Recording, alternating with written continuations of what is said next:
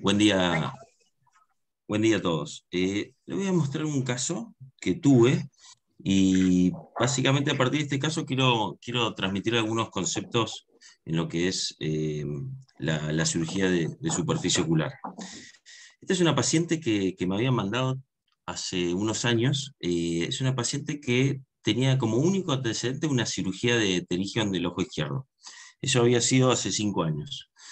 No tenía antecedentes oftalmológicos, no tenía ningún antecedentes personales de importancia y tenía en el ojo izquierdo, que es el ojo que veía mal, una visión de 20/400. O sea, lo primero que yo le pregunto a un paciente que ve mal después de una cirugía de pterigión es, ¿al principio viste bien y después viste mal o siempre viste mal? Y la paciente me dijo, no, mira, al principio vi bien y de a poquito se me fue como opacificando y viendo como cada vez más borroso. Esta es la foto del paciente. Si ustedes ven, tiene como una mancha blanca que afecta, te diría, el 50% o un poquito más de la córnea.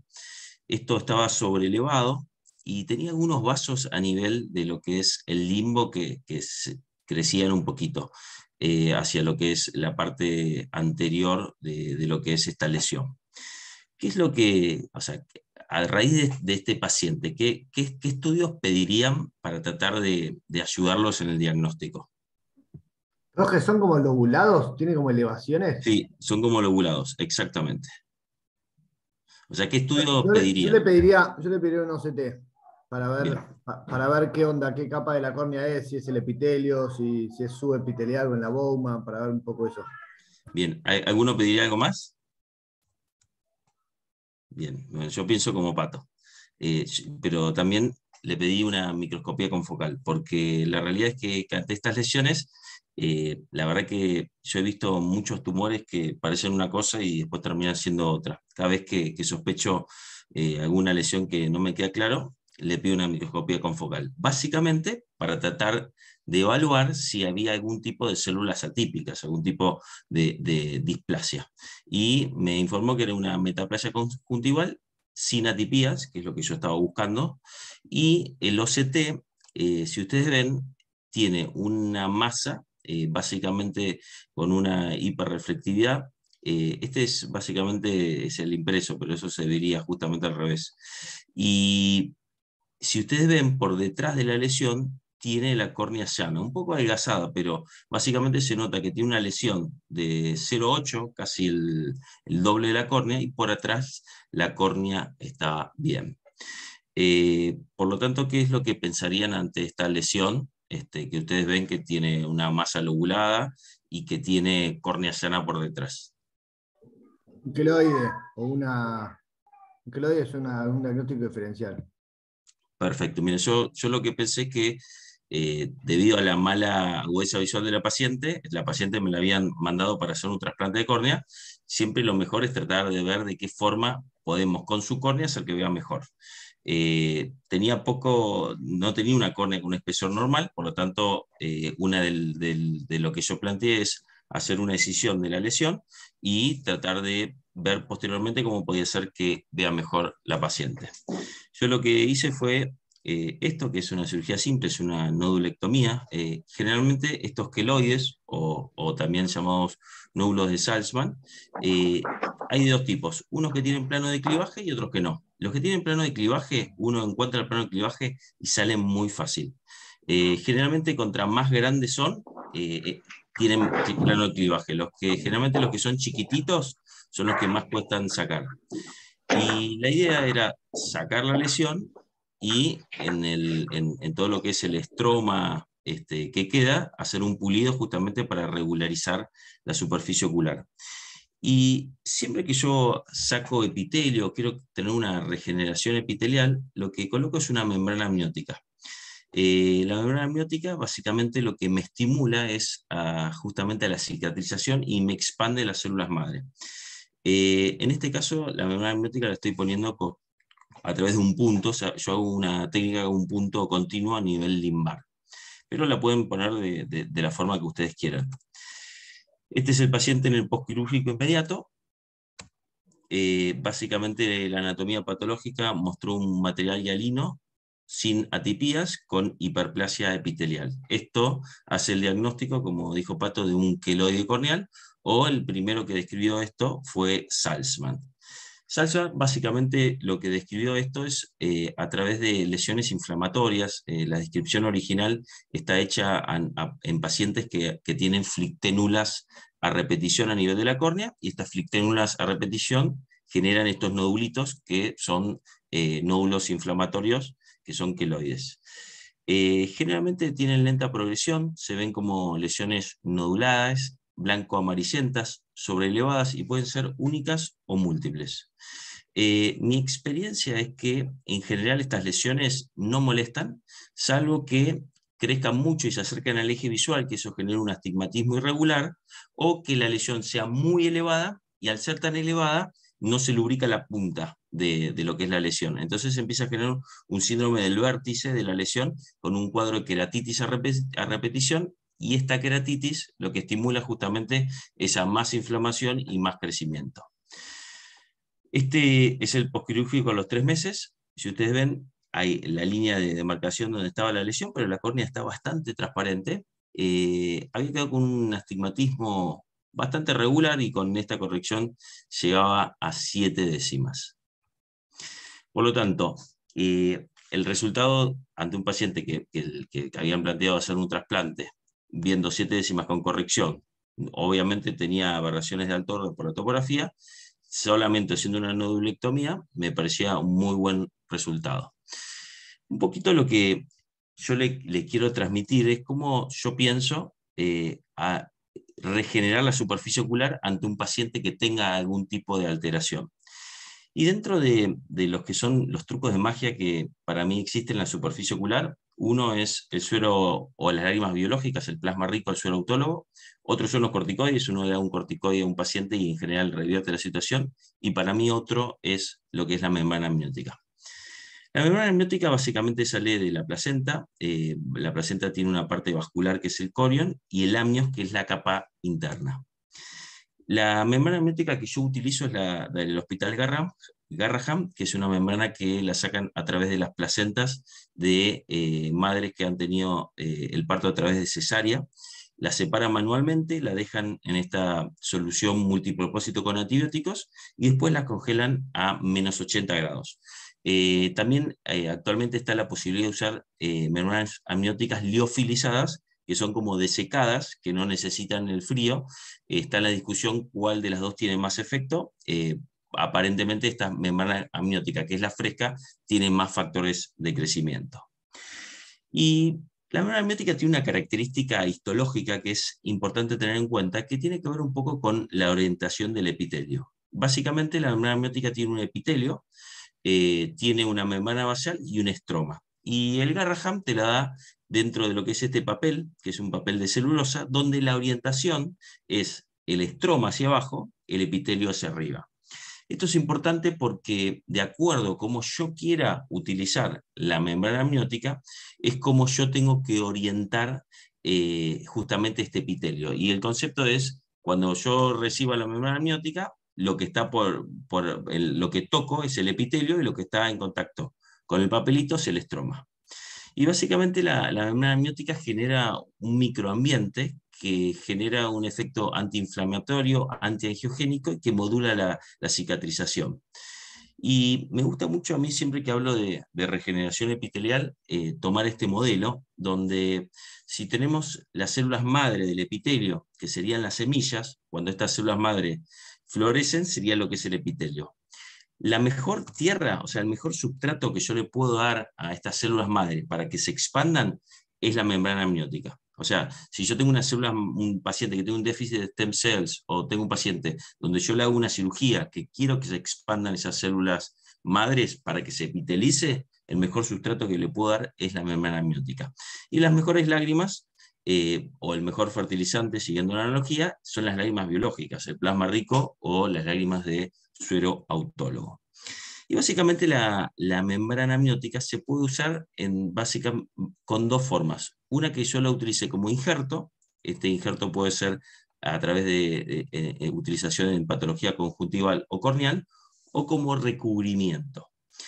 Y les expliqué un poco el tema del epitelio y el tema del estroma, porque de acuerdo a cómo yo la utilice, es cómo yo la tengo que orientar. Y para mí, tres conceptos, o sea, yo uso membrana creo que hace 15 años y al principio me fue mal porque ponía la membrana, se me salía o se me desprendía y era porque no tenía en cuenta estas tres cosas estos tres pasos que les voy a explicar. Uno es para qué la voy a utilizar. Esto puede ser si yo la voy a utilizar como un injerto o como un recubrimiento. Segundo es cómo la voy a adherir, si voy a utilizar puntos o adhesivos, cada uno tiene sus ventajas y desventajas. Y el tercero es cómo la voy a proteger. Y básicamente cómo la voy a proteger del parpadeo. Ustedes si ponen una membrana y no la protegen del parpadeo, probablemente el efecto del parpadeo les va a hacer que la membrana se salga. Entonces, una de las indicaciones de utilizar la membrana es utilizarla como recubrimiento. ¿Qué significa esto? Por ejemplo, este paciente, tengo un defecto epitelial en la córnea y pongo la membrana por arriba para estimular a que las células epiteliales crezcan por debajo. Por lo tanto, lo que estoy haciendo es estimulo a que las células epiteliales crezcan, pero no quiero que la membrana se me incorpore. Entonces, en este caso, como no quiero que la membrana se me incorpore, pongo el epitelio hacia abajo. O sea, lo que hago es invierto el papelito para que el epitelio me quede y no se me incorpore a la córnea. Esto se puede utilizar, este es un paciente que tiene una úlcera metaherpética que no cerraba, y lo que hice fue, le pegué la membrana amniótica con el epitelio hacia abajo porque no quería que se me incorpore. Y también yo en los pterigios residuados hago una técnica que hago un injerto de conjuntiva con mitomicina y arriba de este injerto le pongo la membrana amniótica, justamente para proteger el lecho corneal y también lo que es el recubrimiento. Esto es una forma de utilizar la membrana amniótica como si fuera un recubrimiento. Por otro lado, también la puedo usar como un injerto, y en este caso lo que ustedes tienen que hacer es poner el epitelio hacia arriba y el estroma hacia abajo. ¿Por qué? Porque en este caso yo sí quiero que se me incorpore a lo que es la superficie ocular.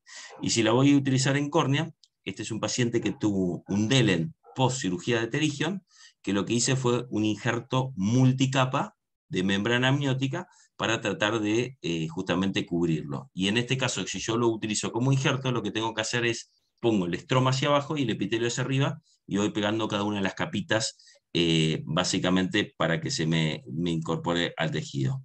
Este es otro caso, este es un paciente con un pterygium que en vez de usar conjuntiva, porque ya había sido operado, lo que hice fue un injerto de membranas amnióticas con adhesivos. En este caso, vuelvo a recalcar el concepto, es pongo el estroma hacia abajo y el epitelio hacia arriba.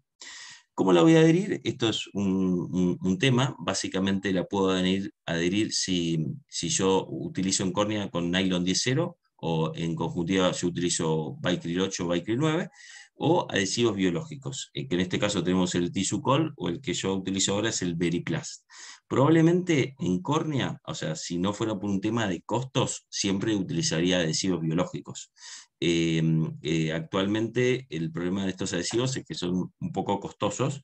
En caso que no pueda, lo que hago es le hago esa sutura perilimbar para adherir la membrana amniótica a la superficie. Y como les dije, el parpadeo básicamente hace que cualquier membrana, si ustedes no la protegen, tienen tendencia a básicamente a salirse. Por lo tanto, cuando ustedes pongan una membrana amniótica específicamente en la córnea, la van a tener que proteger. Para eso pueden hacer alguna técnica, una terciorrafia transitoria, algunos de estos parches que disminuyen lo que es la hendidura orbitaria, o utilizar una lente de contacto que generalmente es la elección. O sea, lo que uno hace es pega la membrana amniótica a la córnea y utiliza una lente de contacto terapéutica para tratar de evitar que esta membrana amniótica se despegue. ¿Hasta acá tienen alguna duda? No, a mí me Bien. parece, Roge, que está bueno para los que no están acostumbrados a poner membrana amniótica, la parte epitelial no pega. O sea, si vos le pones un hisopito, el hisopo no se pega y a veces perdés un poco la orientación y la parte estromal es muy pegajosa, así que un poco para saber qué orientación tiene. Sí, como dijo Pato, si vos tocas y te pega el hisopo a la parte que pega es el estroma y la parte que no pega es el epitelio. La idea es mostrar algunos casos de cómo se utiliza la membrana amniótica. Este es un paciente que se quejaba de ojo rojo, era un paciente muy alérgico. Si ustedes ven, tienen un cuadro que se llama conjuntivochalasis, que es básicamente pliegues de la conjuntiva, que hace que básicamente estos pliegues en el parpadeo toquen lo que es la córnea y toquen lo que es el párpado. Y esto genera una inflamación crónica. La clave de los pacientes con conjuntivochalasis es visualizar esto que es el menisco lagrimal. Fíjense, este paciente con conjuntivochalasis que tiene el menisco lagrimal, y si ustedes ven, tienen como una pileta en el centro porque tiene el menisco lagrimal bloqueado. O sea, básicamente este paciente, si usted le pone una lágrima, casi toda la lágrima queda en el centro y la parte periférica de la superficie ocular se lubrica poco. La cirugía de conjuntivochalasis es bastante simple, es una escisión en semiluna, yo lo hago con anestesia tópica, saco una semiluna, respeto siempre unos milímetros de lo que es el limbo para no afectar las células madre, y lo que hago en este caso, como yo quiero que se me incorpore, pongo el epitelio hacia arriba, la idea es solapar la membrana amniótica por debajo de la conjuntiva, y en este caso estoy usando adhesivos de fibrina. Creo que si no tienen experiencia con adhesivos, la clave es que la superficie esté bien seca, o sea, si el adhesivo de la superficie no está seca, no les va a pegar. Y otro tip importante es que deberían poner la misma cantidad de los dos componentes. Si ponen 2 gotitas de uno, poner 2 gotitas del otro. Si ustedes empiezan a veces poner 3 gotitas de uno, 2 gotitas del otro, probablemente no les va a pegar bien. Este es el paciente en el postquirúrgico inmediato, este es el paciente a los 3 meses, y creo que la confirmación de que han hecho un buen trabajo es la visualización del menisco lagrimal. Fíjense, este paciente acá estaba con la conjuntivochalasis, y cuando ustedes lo operan, más allá del efecto estético, lo que deberían buscar es que el menisco lagrimal no tenga ese bloqueo, porque lo que uno busca es que esta lágrima en los pacientes pueda difundir y no tenga justamente estas restricciones en lo que es la difusión. Les Jorge, te paso muestro, una pregunta. sí. ¿Por qué no sacarle una elipse y suturarlo en vez de usar membrana amniótica? Bueno, yo cuando empecé a operar, lo que hacía era una técnica simple de sacarlo y suturarlo. Es más, hay técnicas ahora que están descritas de quemadura. Esta técnica del injerto de conjuntiva es una técnica que fue descrita por Cheng del Bascom Palmer, y lo que yo la verdad que le hice mucho la de la sutura, pero leí un paper que tenía una incidencia, no me acuerdo del porcentaje, de producir un entropion. O sea, al justamente traccionar y traccionar la conjuntiva inferior, en algunos pacientes que ya tenían como el párpado flácido, tenían más riesgo de generar un entropion. Y además, creo que cuando uno pone la membrana amniótica, realmente le genera un efecto estético bastante importante a la superficie ocular. La verdad que yo uso mucho injerto en conjuntiva, hace que la cirugía sea un poco más compleja, básicamente por manejar el injerto de los adhesivos, pero realmente para mí vale la pena por lo estético. Y bueno, nunca he tenido un entropion, pero no me gustaría que un paciente lo opere con una conjuntivochalasis y te lo tenga que mandar. Bien, supongo que si se saca del lado de la conjuntiva vulvar y no compromete cirugía palpebral, eso casi no debería existir, o no se me ocurre cómo podría ocurrir, pero bueno, nada, por eso se me ocurrió. Bien, Gracias sí, por la sí, respuesta. creo que un tip de cuando uno hace la cirugía de conjuntivochalasis es sacar siempre más de lo que uno piensa. O sea, mis grandes errores siempre fue que, uy, tendría que haber sacado más. Nunca fue mi error de, uy, le saqué mucho. O sea, el concepto, si no tienen experiencia, es saquen un poquito más de lo que ustedes piensan, porque siempre en general se quedan un poquito cortos. Eh, este es otro caso, este es un paciente que tiene una queratopatía bullosa. En nuestro país lo que muchas veces pasa es que estos pacientes, hasta que llegan al trasplante, si no tienen una córnea afuera, tardan mucho tiempo. Y una forma de poder bajarle el dolor es básicamente hacer un injerto de membrana amniótica. En este caso, lo que hice fue le saqué el epitelio y le pego la membrana amniótica con adhesivos con el estroma hacia abajo. Básicamente porque quiero que se me incorpore hasta el momento de realizar el injerto. La membrana amniótica lo que genera básicamente es un efecto antiinflamatorio y también por el efecto de la membrana, evita que se formen las burbujas. Hay técnicas que es solamente sutura y otras técnicas que puedes hacer una micropuntura o una cauterización. En líneas generales, uno trata de no hacer la micropuntura, la cauterización, porque la gran mayoría de estos pacientes hoy en día lo que se indica es un lente de contacto, un injerto endotelial. Y hace tiempo que la realidad es que en algunos pacientes, que uno quiere poner membrana amniótica, es como mucho a veces plantear la cirugía, y, y en Estados Unidos hace unos años describieron una técnica de colocación de un lente de contacto biológico, algo que se llama el Proquera, que la verdad me parece fantástico. Esto es como si fuera un lente de contacto de gran diámetro, que uno lo puede colocar en la superficie ocular, inclusive uno lo puede sacar para poder visualizar y después volver a poner. Esto, la realidad está buenísimo, pero tiene un costo entre 800 a 500 dólares. Te hacen descuentos si compras un poco más en cantidad, cosa que para nuestro país es bastante costoso. Y hace un tiempo que vengo trabajando en tratar de generar como algún dispositivo para poder utilizar la membrana amniótica, que acá en el Garraham creo que cuesta 2.000, 3.000 pesos, es algo bastante económico. Y mi primer medida fue tratar de generar un lente de contacto biológico. Y en los pacientes que yo le hacía un trasplante de córnea, donde yo utilizaba el anillo de Feringa, las primeras 24 horas le dejaba la membrana amniótica suturada, o sea, al anillo, no se la suturaba a la conjuntiva, para estimularlo. Posteriormente lo que hice fue, utilicé un anillo de un nylon 1.0, esto es un nylon que utilizan los cirujanos generales, que hice un anillo utilizando como molde un portaobjetos, y básicamente lo que hacía es suturaba la membrana amniótica a este anillo. Tenía buenos resultados, pasa que la realidad es que el nylon 1.0 como que se plegaba en cada parpadeo. Y actualmente lo que estuve trabajando, y esto lo hice a través de una trepanación de una lente escleral, es una lente escleral que tiene una trepanación central con unos agujeritos periféricos, que lo que hago es suturo la membrana amniótica a este lente para tratar de hacer lo mismo que hacen los americanos, pero básicamente teniendo este dispositivo que se puede esterilizar entre pacientes y sirve para varios pacientes y para poder darle la membrana amniótica. ¿En qué pacientes pienso en poner una lente de contacto biológico? En los pacientes que tienen una enfermedad autoinmune. Por ejemplo, este es un paciente con un pemfigoide ocular activo, donde si ustedes ven el ojo está inflamado.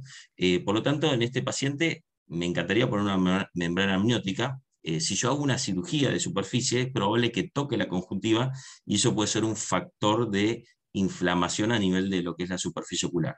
Por lo tanto, en estos pacientes que están así, la idea es arrancar con una inmunosupresión, generalmente arranca con corticoides orales y metotrexate, altas dosis, y como coadyuvante uno utiliza una membrana amniótica.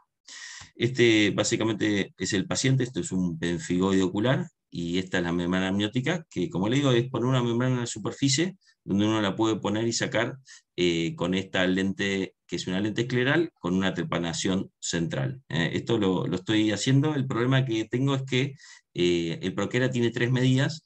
Actualmente cuesta tratar de que tengas una lente que se adapte a todas las escleras, porque la verdad que en algunos pacientes, especialmente si tienen algún trasplante o algún trauma, la esclera es un poco irregular. Este es el paciente después de la inmunosupresión y después de utilizar la membrana amniótica, cosa que poder contar con una herramienta donde uno puede utilizar una membrana amniótica sin la necesidad de una cirugía me parece algo que es muy útil. Ojalá que en algún momento vengan estas lentes básicamente como el Proquera, un poco más económico, pero actualmente lo que estoy haciendo es utilizo ese dispositivo, que el gran problema que estoy teniendo es que no le sirve a todo el mundo porque a algunos pacientes la esclera es irregular y debería tener otras medidas, pero lo estoy trabajando con un contactólogo justamente para mejorarlo. Por lo tanto, el concepto que yo les quería transmitir es que para mí la membrana amniótica es el mejor sustrato que hay para tratar de expandir las células madre. Siempre recuerden para qué la van a utilizar, si la van a utilizar como injerto, el epitelio hacia arriba, si lo van a utilizar como recubrimiento, el epitelio deberían ponerlo para abajo.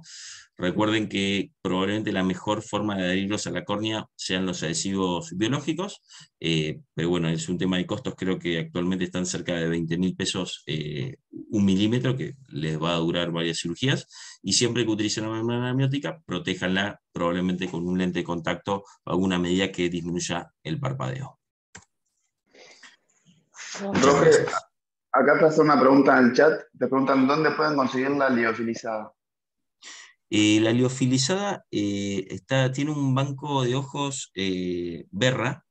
Creo que la pueden encontrar por internet, se llama Amnios BA. Está actualmente, justo lo presentó en el CNO de la semana pasada. Tiene un problema de que para poder poner membrana amniótica, aunque sea liofilizada, uno tiene que estar dentro del equipo de trasplante de membrana amniótica del Ingucay. O sea, para cada membrana amniótica que uno pone, uno tiene que hacer un certificado de implante. Inclusive la liofilizada, actualmente hay que hacer un certificado de implante.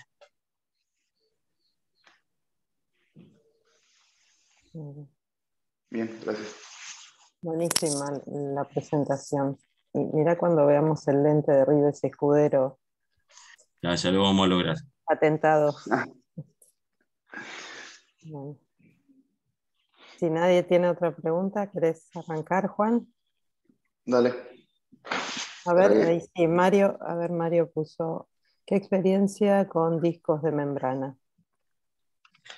Los discos de membrana, calculo que te referís a trepanar las membranas liofilizadas en círculos y utilizarla en la córnea.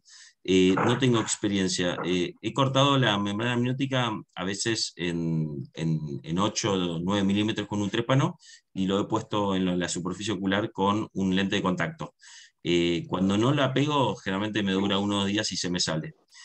Actualmente lo que sí están utilizando son como pedacitos de membrana amniótica liofilizada, que son como pequeños pedacitos que uno los pone en el fondo del saco varias veces por día, y eso es una forma de estimular la liberación de los factores de crecimiento. Y eso lo usa Martín, ¿no? Yo lo vi, Martín Berra. Sí, Que son como Martín Berra. pastillitas que las pones en el fondo del saco. No Sí. sé qué onda. Yo no vi nada en el curso de eso, pero... Bueno, eso actualmente ya lo están ofreciendo en esto que es, creo que es vía amniótica. O sea, hay que hablar con Martín Berra, tenés que mandar un mail, tenés que hacer un poco el equipo de trasplante, pero es algo que se utiliza y aparentemente tiene buenos resultados. No tengo experiencia.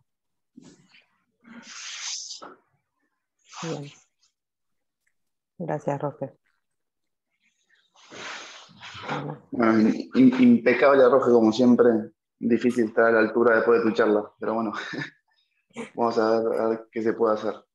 Yo acá, a diferencia de Roge, de explicar un tema con tanto conocimiento, traje un popurrí de varios casos que vi últimamente que me parecieron divertidos para ver y discutir y debatir un poquito. Son algunos más simples, otros un poco más complejos, pero están buenos. A ver. Primer caso es un paciente operado de cirugía de cataratas, una cirugía totalmente normal, sin absolutamente nada que remarcar, cirugía perfecta, y el paciente me manda un WhatsApp a la semana, para que no pase, me pone eso: doctor, desde su cirugía que tengo un hipo insoportable, ¿qué puedo hacer? ¿Qué se les ocurre? ¿Alguno sabe? ¿Alguno piensa? ¿Tiene alguna idea? ¿Cómo? Que lo asuste, te digo. Una cintita roja en la frente, Juan. Está creciendo, Juan, está creciendo.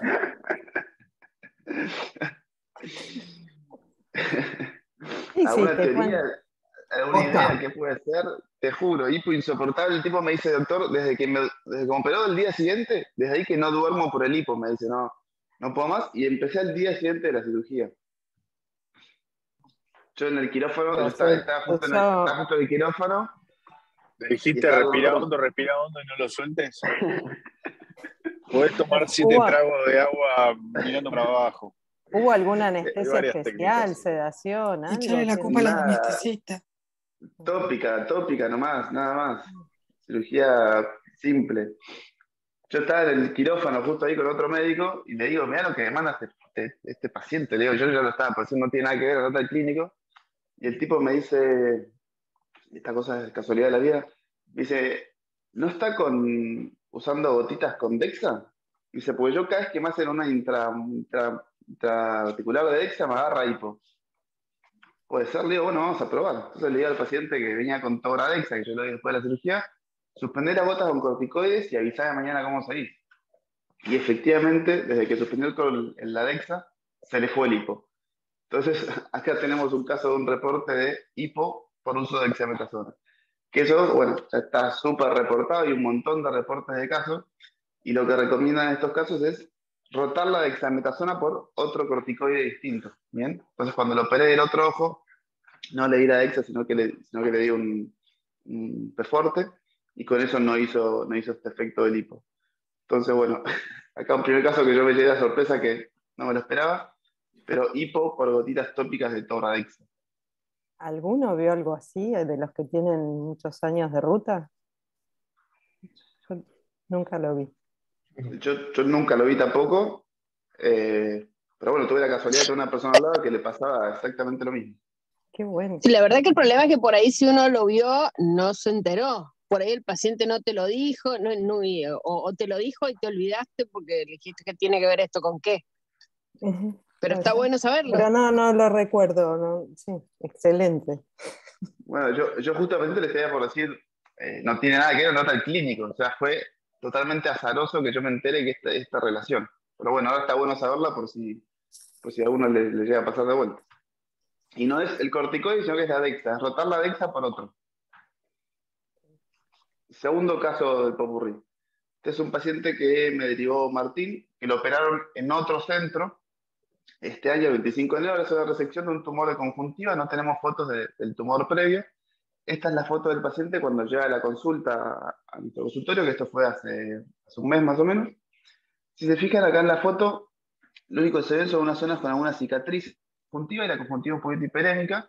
Y el paciente me traía el informe de la anatomía patológica, donde lo importante es esto: vinculable a neoplasia intraepitelial conjuntival de bajo grado, asociado a cambios regenerativos, biopsia incisional. Incisional, o sea que esto me está diciendo que los márgenes de la biopsia estaban comprometidos. ¿Bien? ¿Qué hacemos ante este caso? Un paciente ya operado en otro centro hace varios meses, el hombre venía muy preocupado, muy estresado porque le habían dicho que esto podía crecer, o sea, estaba muy asustado con el tema. ¿Qué hacen? ¿Pato? Acá puedes probar interferón. ¿Pato, Rofe? OCT. Sí, OCT y evaluar quimioterapia. Bien. Bueno, yo lo primero que hago siempre en estos casos, que me vienen patologías de gente que yo no conozco y que no sé si son especialistas en patología, oftalmología o no, es reevaluar primero el taco, en la medida que es lo posible, por alguien que se dedique específicamente a hacer patología ocular, ya que como vimos en un montón de casos las muestras son distintas, la cantidad de tejido es distinta y la evaluación es distinta. Entonces lo que hice fue mandarle el taco a Paola de la Iglesia, en el italiano, a quien le mando todas las patologías que hago, y acá me informó con un poquito más de detalle que era un carcinoma escamoso infiltrante de conjuntiva con los márgenes libres de lesión. Bien, ya con esto estamos ante otro panorama, con otra tranquilidad y otra forma de encarar al paciente. Pausa. El primero decía vinculable y ahora esta se la juega. Es una diferencia abismal. Totalmente. Y si leen la descripción es mucho más específica de esta que la otra, ¿no? Igual yo siempre en caso de pacientes que han sido operados en otros centros, que no sé si le hicieron crío o no tengo tanta información, aunque me dé esto, se llevan 1 o 2 meses de regalo de interferón, que es totalmente inocuo, y me da la seguridad de que si queda alguna celulita dando vueltas, terminamos de liquidarla. Pero bueno, lo importante de esto sería siempre, en lo posible, en la medida que se pueda, que la biopsia antes de tratar a un paciente sea evaluada por un patólogo de confianza de uno y que se dedique específicamente a lo que estamos viendo. Siguiente caso. Claro, Popurrí número 3. le hiciste OCT anterior a ver si veías epitelio engrosado en algún lugar. No. No, la verdad que en la biblioscopía no se veía ningún tipo de lesión sospechosa de ningún tipo en ningún lado, o sea, la conjuntiva se veía totalmente sana, entonces no me pareció que valía la pena. Pero bueno, sí, es una buena opción para tenerla, pero está demasiado sana la conjuntiva como para sospecharlo. Claro, pero se supone que podés llegar a agarrar algo subclínico también. No sé, esa es la idea. Sí, la verdad que sí, pero en la zona que estaba la cicatriz, bueno, sí, le tuve que haber hecho, o sea, le pude haber hecho. La verdad que con la revisión del taco ya me quedé tranquilo, pero no está de más.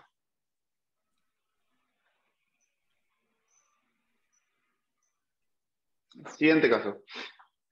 Este caso acá necesito que todos estén porque es un caso que dio mucho que pensar.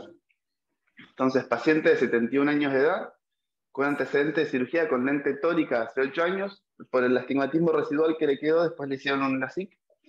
Hace un año refiere que tuvo un trauma en su ojo izquierdo y desde entonces hace hemovitrios a repetición en ese ojo. Hace un año también le dijeron que tenía glaucoma en ambos ojos. Y en ese ojo, el ojo izquierdo, ha llegado a tener presiones de 50, que le decían que era por la hemorragia. Cuando lo vemos al paciente, la biomicroscopía se veía normal. En el fondo de ojo se ve esta creciente peripepilar, típica de un paciente miope. Aparte de eso, no se veía mucho más en el fondo de ojo, más que esa hemorragia vítrea que no nos permite ver para atrás. ¿Qué hacen con este paciente? ¿Qué es lo primero que hacemos? Siempre, bueno, esto es obvio, una ecografía.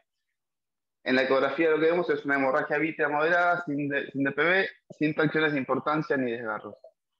Entonces, ahora, ante un paciente con un hemovitrio y que la ecografía es media normal, ¿qué hacemos? Bueno, ¿La lente monopieza en el bag? La lente monopieza en el bag. La lente se movía, eso quería. ¿Tenía inflamaciones también? ¿Podía ser un UGH? ¿Tenía pseudofoliación? No tenía pseudofoliación, no tenía inflamaciones. ¿El otro ojo era totalmente normal, Juan? El otro ojo totalmente normal, sí. ¿Cómo estaba el iris, Juan? El iris parecía estar boicoteando todo el caso. Bueno, pero nos dijiste. Ahora vamos está muy bien, está perfecto el hilo de pensamiento. Ahora vamos a ver el iris. Yo cuando lo vi al paciente esta primera vez, el hombre estaba dilatado. Voy a hacer un factor, entonces en el momento yo no le vi nada raro, la verdad, nada que llame la atención. En el primer momento lo pensamos como un caso de segmento posterior. Como tiene hemovitrio, sin ninguna otra alteración, lo inicial fue esperarlo y solicitarle una RFG de campo amplio para ver si encontrábamos alguna alteración en algún lado. Esta RFG se la hizo al poco tiempo de la consulta anterior, donde vemos que no tiene ningún signo de isquemia, ninguna lesión en ningún lado que justifique esa hemorragia. ¿Alguno ve algo que yo me haya comido? Se ve la creciente peripapilar y después aparte de eso yo no le veo nada más. Si alguno ve algo, lo invito a decirlo.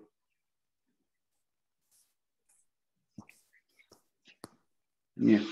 Bueno. Temporal superior, a ver, volvé la RFG. Temporal superior, ¿hay cambios? Con estas fotos nunca sabes, en esa zona, sí. En esa zona veíamos esos cambios, pero la verdad que no me parecieron muy específicos de nada. O sea, no eran zonas de isquemia. Pero no son esos cambios a veces que encontrás en esas periferias de estas RFG de campo amplio que a veces no sabemos explicar bien si es un hallazgo o qué es. ¿Alguno le daría una importancia a esto? No. No, es pigmento. No. Bien. Bueno, el paciente se había ido la sangre, entonces bueno, nada, dijimos, sigamos controlando y vemos cómo evoluciona, y viene el tiempo refiriendo que siguió con hemorragias, ahora tiene una hemorragia cada semana, y el último sangrado fue la semana pasada, y desde entonces no mejora. Y ahora el sangrado no era solamente el segmento posterior, sino también el segmento anterior, con edema epitelial, tindal hemático en cámara anterior, sin rubiosis, mucha hemorragia atrás de la lente que no dejaba ver el fondo de ojo. Y ahora, bueno, dijimos, ahora vamos a entrar a operar, a sacar esta sangre y ver si encontramos algo en extrema periferia. Entonces se hizo una vitrectomía el 12 del 8, en el cual no se evidenciaron lesiones en retina, pero la evolución fue tórpida con IPEMA y aumento de la presión. Del 13 del 8, o sea, el día siguiente de la cirugía, el 27 del 8, estuvo con un IPEMA que se fue absorbiendo solo progresivamente, hasta que desapareció del todo. y el 2007, o sea, un año después, o sea, después del 2708 no tuvo más sangrado, ¿bien? Hasta el 2007 que tiene una nueva hemorragia. Y ahora, ¿de qué nos disfrazamos? Entonces, le pedimos un OBM para ver si tenía alguna lesión en cuerpo ciliar o alguna alteración en segunda anterior, donde, si ven ahí lo que dice, en ahí se evidencia lente intraocular en SAO, para que me tapa la parte de arriba. En ahí se evidencia lente intraocular en SAO capsular, imagen de reflectividad media en SAO capsular que podría corresponder a restos corticales y otros hallazgos momentáneos del examen, al momento del examen. La verdad que con esto no me suma ninguna información hacia la causa de la hemorragia.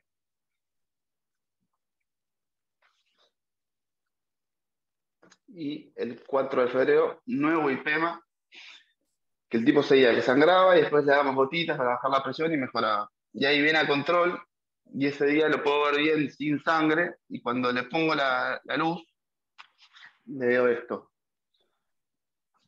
¿Qué ven acá? Vos, Pato, que ya lo dijiste. No, yo no lo dije, lo dijo Sebas. Pero bueno, hay atrofia ahí. Pero Sebas no vale porque yo conocía el caso. Trampa.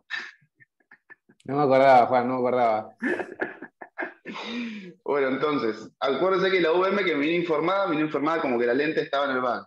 Pero cuando vemos esta foto, ¿qué vemos? Fíjense que está la lente acá, con sus dos ápticas, y acá tenemos, en esta zona de acá tenemos una atrofia, que para mí esta atrofia es en la zona de la paracentesis. Esta atrofia no la relaciono tanto con la áptica iría para acá, pero en la zona de esta áptica está la atrofia del iris hace el recorrido de la áptica directamente. ¿Bien? Entonces digo, bueno, vamos a revisar un poquito los estudios del paciente de vuelta, a ver qué tiene.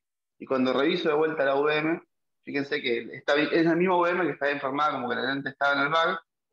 Fíjense que tenemos una áptica en el bag y la otra áptica que se nos va acá un poquito para arriba del bag. ¿Bien? Voy a estudiar esto con el anterior. Fíjense cómo la patita dobla para arriba acá y está en contacto con el iris. Entonces, ¿con qué nos encontramos acá? Bueno, como ya dijo Pato al principio y Sebas también, con lo que es un cuadro de uveitis y pema glaucoma, que está causada por el contacto de la lente intraocular con el iris o el cuerpo ciliar. Se evidencia principalmente en lentes de cámara anterior, soporte angular y lentes en el sulcus. Con lentes en el back pasa, pero muy poquitito, un 2%. Con lentes de 3 piezas en sulcus pasa muy poquitito, un 7%. Y con lentes monopieza en el sulcus pasa, teóricamente, según este trabajo, que es el que más lo estudió, en un 100%. Para mí este valor es un poco discutible, porque he visto un montón de pacientes con monopieza en el sulcus de años y años de evolución sin uveitis y pema glaucoma, pero bueno, no es lo más seguro para hacer ni cerca. Entonces, con este paciente, con los tratamientos que tenemos son dos, o conservador o quirúrgico. ¿Qué le harían a este paciente? Quirúrgico, de una. De Bien, última, ¿qué le si no haces? puedes rotar el lente, que puede ser que no lo puedas rotar porque está muy pegado, le cortás la óptica. Pasa que rotarlo es un lente tórico también, Pato. No, pero de última le cortás la óptica. Si igual ya va a estar fijo, se operó hace como 2 años. Ahí Juan, Perfecto, bueno. Mario en el Sí. chat que también te dijo el IPEMA y glaucoma asociado. No lo vi, perdón. No, te dice explantar o rotar. Perfecto, bueno. ¿Estaba bien orientado, Juan, el lente? ¿Te miraste las Sí, maquetas? perfecto. Sí, estaba perfectamente orientado y la refracción del tipo en este momento era cercana a cero, o sea, estaba perfecto la reflexión, o sea, la orientación del lente y la SIC que le había hecho después. Yo le cortaría la Justamente, óptica, igual va a estar fijo. perfecto. Bueno, acá tenemos 3 opciones. Rotar la lente y meterla al back de vuelta, que en este caso está, diría, contraindicado porque es una lente tórica en un paciente con la SIC aparte, entonces si la rotás le vas a cambiar el eje del astigmatismo y capaz le vas a empeorar más el cuadro. La siguiente opción sería explantar la lente y ponerle una lente de 3 piezas en sulcus, que es una opción totalmente válida. Y la tercera opción, que es la que a mí más me gusta y me interesa, es la que dice Pato, que es amputarle la áptica que está luxada hacia el sulcus. ¿Bien? Entonces, yo lo que charlé con el paciente fue, bueno, vamos a entrar al quirófano, vamos a ver si se puede amputar el áptica y nada más. Si yo veo que la lente se rota mucho, veo que no se puede amputar la áptica, la sacamos y le ponemos una lente de 3 piezas. Le explico todo esto, el hombre me dice, bueno, perfecto, me hago el prequirúrgico si no sé qué y vuelvo. Y desde entonces nunca volvió a sangrar. Lo bueno es que tampoco lo operé. Y ahora lleva un año sin sangrado y sin cirugía. O sea, solamente necesitaba la explicación de qué tenía. Pero bueno, está bueno que tenemos la opción de si vuelve a sangrar, ya sabemos que hay que ir a hacer. ¿No tomaba antiagregantes? No tomaba antiagregantes. Igual, si tomara antiagregantes, ¿te lo suspenderían? No. Yo tuve, cuando vos me lo comentaste, Juan, ¿te acordás que te había comentado que tuve 2 pacientes bastante seguidos iguales, y los 2 eran hipertensos, eso sí. Como que frente a un cuadro de hipertensión hacían los sangrados, hasta que un día le hice la retro y me di cuenta que estaba tocando las patitas, pero bueno, no eran lentes tóricas, así que eso fue mucho más fácil la resolución porque los rotaron y listo. Sí. Bueno, en lo que es tratamiento conservador te había indicado algunos usan Avastin, que lo que dice es que justamente retrae los vasos que están sangrando, pero bueno, no es una solución definitiva, sino que es transitoria, ya que cuando se da el efecto de Avastin al tiempo, vuelven los vasos y puede volver a sangrar. Yo creo que en este caso es con lo que decía Pato, o sacamos el áptica o sacamos la lente, y ponemos una de 3 piezas en surco. Una pregunta de este caso, si nos vamos al último. No, lo que te da lástima en este caso es que estaba perfectamente operada y simplemente por ahí la segunda áptica, no sé, se colgaron y la pusieron mal, porque si tenía el bag, te da lástima, decís qué lástima, porque se podría haber puesto perfectamente en el bag. El tipo refiere que todo esto empezó después de un trauma, raro que después de 8 años de una cirugía, después de un trauma se le use una áptica sola, pero bueno, puede haber sido, ¿no? Sí, para mí es más factible que hayan creído que estaba en el bag y no estuvo. En el bag de uno, y sí, puede ser. También tuvo que haber tenido algún episodio de inflamación en ese momento. O sea, postquirúrgico, un poco más fuerte, eso no refería el paciente. No, cero. No, cero. Eso es raro porque cuando raspan así, se inflaman. Lo he visto con ICLs también. Hacen cuadros de uveitis. Sí. Acá Mario dice una opción. Sí, ahí está leyendo justo. Acá Mario dice una opción de que con la succión de la SIC le hayan podido luxar en la áptica. Eso no sé, Pato, ¿lo has visto? ¿Alguien que haga mal que haga la SIC? Un paciente operado de la trata que se le luxe una áptica o algo.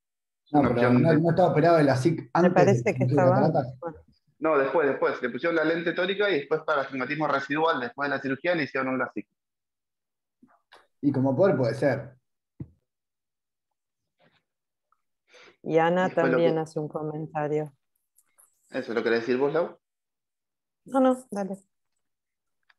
No, yo pues no puedo abrir el chat. Ah, bueno, Ana dijo, hay que tener mucho cuidado con los informes escritos de los estudios, las VM son operador dependiente. Totalmente, las UVMs, así como las ecografías, así como la anatomía patológica que decía antes, ver bien quién la hace, quién la informó y tratar de ver uno mismo las imágenes. Yo acá la verdad que vi las primeras imágenes, las que mostré en el primer informe, y me comí, porque viste que a veces te mandan muchas fotos y esta no la vi con detalle, y cuando la vi después de vuelta, después de ver esto, que yo ya sabía qué estaba buscando, ahí me fue más fácil encontrarlo. Después, bueno, aprovechando que está Ana, me voy a presentar el último caso. Glaucoma. Es un caso que tiene glaucoma. tiene glaucoma exactamente, pero tiene algo agregado. A ver, para que pasamos. Entonces, el cuarto caso del día, acá si Ana quiere acotar sobre la historia de la chica, que ella la conoce mejor que yo. Bueno, paciente MC, 25 años de edad, con antecedente de un síndrome rubiólico. Había sido operada de cataratas a raíz de la rubiola cuando era chica, y después Ana le hizo del ojo derecho micropulso por un glaucoma, y del ojo izquierdo le operó de una válvula. Desde entonces, con el micropulso y con la válvula, regula bien la presión. El año pasado, del ojo izquierdo, del ojo al que tiene la válvula, le hicieron 2 trasplantes de córnea. Empezó con una queratopatía bullosa, por lo que esta parte del trasplante te lo cuenta la madre, porque la verdad que la sufrió bastante, pobre con la chica, que le hicieron primero un endotelial, que anduvo bien por un tiempo, y después cuando tuvo una insuficiencia endotelial, le hicieron un penetrante. Penetrante fue hace 6 meses, y hace 7 días ella había empezado una sombra negra con su ojo izquierdo, o sea, el ojo en el que tiene la válvula y los 2 trasplantes. Consultó en varios lugares en donde le dijeron que no podían operarla o que no querían operarla. Y bueno, habló con Ana y Ana la deriva para acá. Cuando ahí me llega la paciente, este era su ojo derecho, donde, bueno, ven esa zona de atrofia del iris. Acá capaz Ana quiere comentar si esto es por el micropulso o algo. Sí, ahí me conecté con sonido, perdóname. Sí, efectivamente, la atrofia del iris no es por el micropulso. Lo que tiene por la atrofia del micropulso es todo el adelgazamiento escleral que ves abajo. Bien, toda esta zona acá. Toda esa zona se la hice yo con el micropulso. Por eso, cuando se hace micropulso, no le hice ciclo de instrucción, le hice micropulso solo. Cuando se hace micropulso y ciclo de instrucción, se producen adelgazamientos esclerales. Y por ahí no los ves de manera inmediata. Perfecto. En cambio, el cambio es una zona de atrofia que ya tenía. Yo cuando la conocí a los 14 años, ella ya tenía todas las cirugías previas con muy mala visión. El ojo izquierdo ya tenía mala proyección en ese momento. Yo la operé y llegamos a tener una visión nunca de una décima, bultos, una cosa así. O sea, ya son ojos con alteraciones rubiónicas, cataratas, glaucoma. Exactamente. Bueno, y el otro ojo es este. Entonces, fíjense que tiene el trasplante. Acá el ojo tiene, la córnea tiene un diámetro de 7, una microcórnea. Ahí atrás se veía como una banda que no sé bien si es capsular o bien qué es, y adelante de esa banda hay una lente intraocular, que se alcanza a ver el reflejo ahí más o menos, y atrás tenía un desprendimiento de retina. ¿Bien? Entonces, la duda acá era, el fondo de ojo no se veía, o sea, apenas se distinguía un poquitito que estaba la retina levantada, pero no se veía con detalle. Entonces, ante este cuadro la duda era, bueno, ¿qué hacemos? ¿Qué hacemos para ver la cirugía? ¿Con la epitelectomía será suficiente? O sea, removiendo el epitelio, ¿ya será suficiente para ver el fondo de ojo? La opción de usar glicerina para blanquear la córnea por el trayecto osmótico. La opción de usar la queratoprótesis de Eckhart. Y si uso la queratoprótesis de Eckhart, ¿después qué hago? ¿Le vuelvo a poner su córnea opaca o le pongo una córnea nueva? Yo, una duda que tenía, que la verdad que busqué trabajo y no encontré nada reportado, pero sí lo charlé bastante, era ¿qué tiempo me da la epitelectomía? O sea, si yo remuevo el epitelio, ¿qué tiempo tengo hasta que me haga una edema estromal? Mismo la glicerina. ¿Qué tiempo me sirve la glicerina que mantiene el ojo transparente? Y bueno, la queratoprótesis era una opción válida. Alguno de los con más años me sabe decir o tiene una idea, un concepto propio de qué tiempo tenés con la epitelectomía hasta que haga una edema estromal y mismo la duración de la glicerina? La duración de la glicerina es corta, tenés 10 minutos, dependiendo de la cantidad de presión ocular que hay presente. Por eso nosotros la usamos en glaucoma para hacer las IP cuando tenés opacidad y te da poco margen, especialmente en ojos con muy alta presión. Ahí. Pero no sé si no hay presión ocular, si el edema es dependiente o la glicerina es dependiente del tema de la presión o tiene que ver ahí más en el bombeo de células con la glicerina. Para mí, entre epitelectomía y glicerina gana epitelectomía por afano, sobre todo si lo estás operando. Bien. Y después esta pregunta... Yo te había comentado ahí en el vivo, ¿no? Pero yo he hecho panfotocoagulaciones completas en pacientes usando solamente glicerina y en épocas que la panfotocoagulación me llevaba 20, 25 minutos. Pero claro, son pacientes que no tienen hipertensión ocular. Entonces yo creo que en cuanto a eso, si es solamente sedema, sobre todo si solamente sedema epitelial, la probaría primero. Lo bueno que tiene la glicerina es que si no te resulta, sacas el epitelio. Y si no te resulta, sacas la córnea. Entonces yo hubiera empezado por esa. Sí, pero si lo estás operando, un argón no lo estás operando, entonces te da cosa sacar el epitelio. Pero si ya lo estás metiendo en quirófano, Mucho más fácil sacar Sí, pero epitelio. el problema del epitelio es que muchos pacientes después hacen un edema estromal.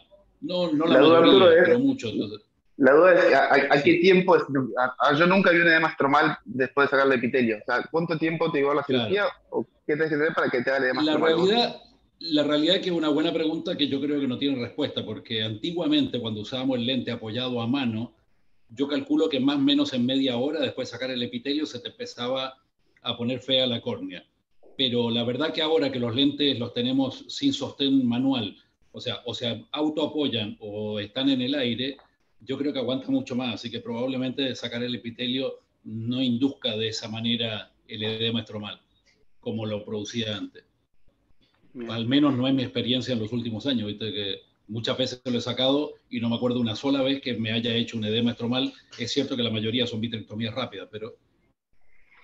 Y después la siguiente cuestión era de la queratomprótesis de Eckhart, que acá capaz Pato, Rogelio pueden decir algo, es, tenemos un diámetro corneal de 7 milímetros y la queratomrótesis más chica que se vende es de 7. Las que tenemos en el Golf son de 7.5 o de 8. ¿Podés poner ahí una queratomrótesis de 7.5 en ese ojo?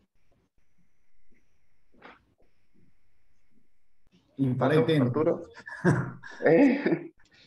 Si después le vas a poner la misma córnea de nuevo, yo creo que sí se puede. El tema es que si Pues pones una córnea nueva, estás que pueda ser preparando la rechazada. esclera, más o menos, no sé.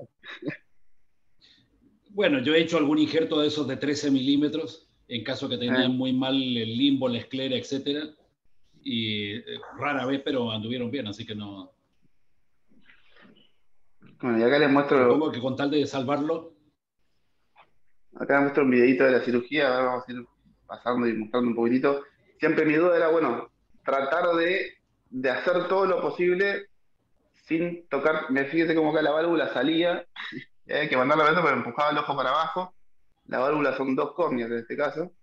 Este toque de difusión lo tuve que poner un poquito más arriba porque tenía por la posición del ojo y el párpado era muy difícil, bueno, la esclera un poco más dura, como hacen todos los pacientes jóvenes, y así se veía el fondo de ojo.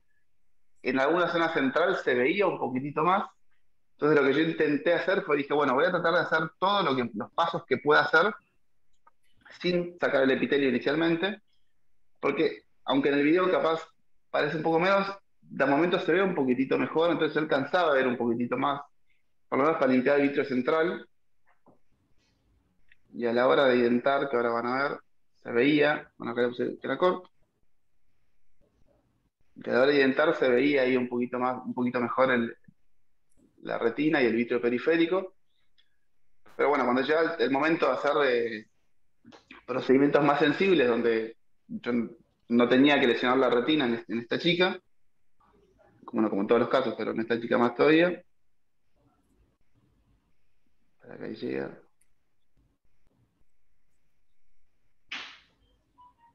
Acá. Le removemos el epitelio con esta espatulita que es de Arturo, que creo que la tiene desde que era morocho. Entonces Más de 20 años seguro. Le removemos un poquitito el epitelio central. Ahí fíjense cómo mejora la visualización y se ve bien el desprendimiento. No hace falta sacar mucho el epitelio, solamente sacando unos milímetros centrales ya mejoramos un montón la visualización. Entonces, bueno, acá seguimos desprendiendo el vitrio y limpiando bien todo el vitrio periférico. Yo no le había visto ningún desgarro antes por las leyes del INCOP, sabía dónde había que ir a buscarlo, pero no le había visto ninguno. Durante la cirugía al principio tampoco le vi ninguno. Y acá cuando le empiezo a inyectar el perfluoro, fíjense, de esta zona van a ver ahora que viene, a ver, ahora tiene que aparecer, van a ver que empieza a salir un líquido espeso citrino. Ahí lo ven. Bueno, eso me orienta a dónde está el desgarro, a dónde ir a buscarlo, ¿bien? Ese es cuando yo pongo el perfluoro, el líquido subretinal que se empieza a drenar. Y si se ven, ahí está el agujerito. No sé si lo alcanzaron a ver. Entonces, bueno, en este caso llené el ojo con perfluorocarbono porque sabía que al hacer el intercambio por aire iba a dejar de ver completamente. Y bajo perfluorocarbono me iba a bajar mucho la visualización porque se me iba a empañar mucho la lente y yo quería hacerle un buen láser a ella. Entonces, bajo perfluorocarbono le hice todo un láser de toda la retina periférica temporal y de la zona del desgarro.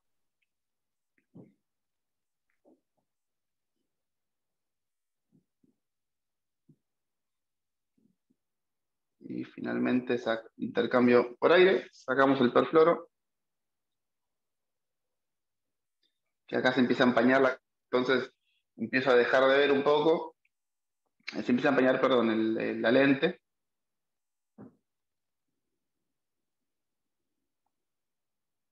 La dejamos con gas.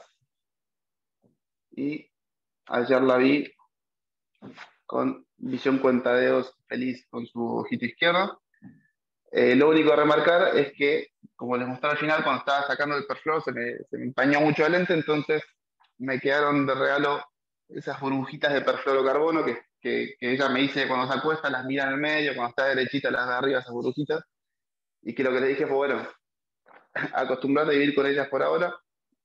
Si en un futuro se te llega a hacer un nuevo trasplante de córnea, vemos en el mismo momento de limpiarlas, si no, las dejamos ahí. ¿No le pusiste viscoelástico a la lente, Juan, para desempañarlo? La verdad que, como ya había hecho todo el procedimiento, y yo pensé que le había sacado todo el perfluorocarbono, no me justificó poner las cosas porque ya había terminado la cirugía para mí. Yo esas burbujitas no las vi. Porque es el día y la noche. Le pones viscoelástico al lente que se te opacifica por el aire y volvés a ver perfecto. Sí, la verdad que sí. O sea, viéndolo ahora lo tuve que haber hecho. Yo en un momento pensé que ya había sacado todo el perfluoro. Para mí ya estaba terminada la cirugía, entonces no me pareció que justificaba hacer más cosas. Pero sí, totalmente. Rata. De laucha, porque había gastado mucho perfluoro ya. Qué bueno que lo operaste, que quedó bárbara, viste, es una paciente muy intensa. Sí, muy intensa, muy intensa.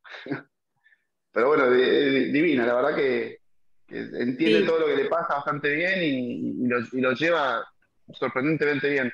Ahora es graciosa porque cuando la operé que le puse los puntos de Baitril, le gustó el color, entonces se tiñó el pelo de color Baitril ahora. Les cuento que hay reportes tiene un lindo mambo en la cabeza.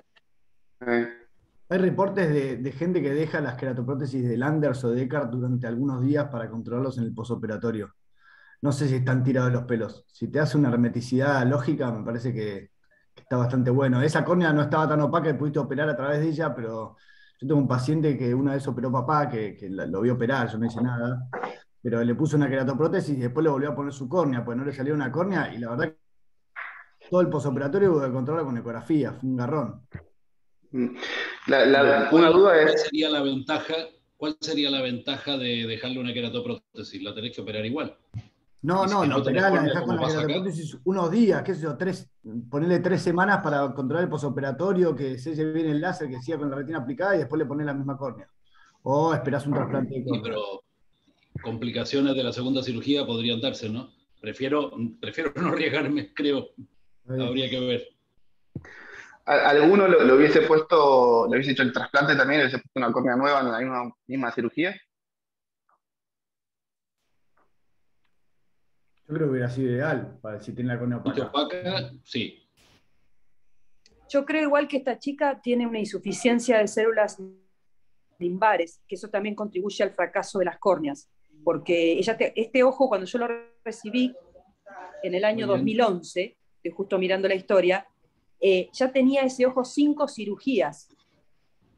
Entonces, yo le puse la número 6, la válvula, en el año 2014, que le hice una vitrectomía anterior, porque tenía vítreo en cámara, y le coloqué la válvula. Y después se le hicieron 2 trasplantes de córnea. Entonces, tiene como 8 cirugías. Entonces, es lógico, me parece que su conjuntiva no esté muy apta o no tenga una buena superficie. No sé qué opinan los corneólogos.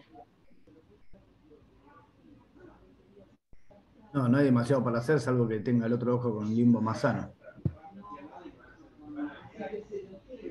Y después ahí lo que se veía en la cirugía es que ella tiene una lente intraocular en ese ojo y la lente está en contacto directo con el endotelio, o sea, casi que no tiene espacio entre endotelio y lente. No sé cuán viable o cómo va a andar un nuevo trasplante en ese ojo. Eso, bueno, después Pato ya te va a ver a vos en algún tiempo. ¿Por qué no le sacaste la lente? Porque sí. ¿Para qué? ¿Qué hubiese ganado ahí? Y proteger el endotelio un poquito. Y me parece que esta córnea ya está un poco opaca. En caso que que sea un nuevo trasplante, bueno, en ese caso sí se puede evaluar sacarle ahí la lente y ponerle la córnea. Después, esto no tengo experiencia, pero capaz vos, Pato, ¿sabés? Según lo que leí, el resultado del trasplante, si hacemos combinada de trasplante más vitrectomía de desprendimiento, es mucho peor que si haces, o sea, la duración de la córnea que si haces el trasplante en un segundo tiempo. ¿No? Y eso sin hablar de, no lo sé. y eso sin hablar de las complicaciones de la vitrectomía por hacer una apertura. Pensá que muchas veces estamos poniendo puntos para cerrar puntos que son autosellantes, y acá estamos abriendo la córnea 8 milímetros, 7 milímetros. No me daría mucha confianza eso, si no es estrictamente necesario, ¿no? Prefiero hacer etapas. Y además descompensa el glaucoma preexistente. Esta chica también tiene glaucoma de base. Entonces, Sí, sumatorio de cosas. Bueno, pero bueno, quería contarles este último casito que me pareció interesante. Lindo. Bueno, creo que estamos por hoy, ya nos pasamos un poquito de horario. Buenísimo. Excelente, Juan. Gracias, Muy Juan. bueno, Juan. Hola, buen día. ¿Puedo Buenas hacer una tardes. pregunta? Sí, claro. Eduardo Zavalo, de Río Cuarto. Hola, Laurita. ¿Cómo andás? Che, una pregunta. Mira, ayer vi una paciente, con respecto al primer caso, ¿no?, que me llamó la atención. Me consultó una paciente perfectamente operada de 70 años por otro colega, y ella refiere, ve 20/20, ve de cerca perfecto, refiere que desde que se operó ve mal los colores. Yo le hice un test de Ishihara rápido y los ve bien, pero el problema es que ella es costurera y confunde mucho los colores, el negro con el azul, el marrón con el azul, y realmente el ojo está perfecto, no le vi nada, todavía no la estudié extremadamente bien, pero en la primera consulta me viene a ver por eso y estoy desorientado y nunca lo vi. Quería saber si alguno había visto un caso parecido. Me va a traer como 3 cafés. Para que la silencio. No, ahí está bien. Vivi. Viviana. Silenciate, Vivi.